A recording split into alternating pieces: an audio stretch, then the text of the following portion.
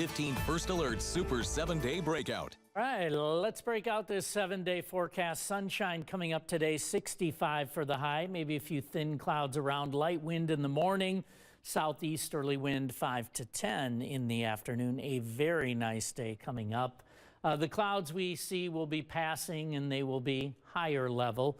Again, the wind pretty light, especially in the morning, picking up a little bit in the afternoon, turning much more windy tomorrow. 76 for the high. The wind southeasterly 15 to 20, but gusts as high as 35 miles per hour.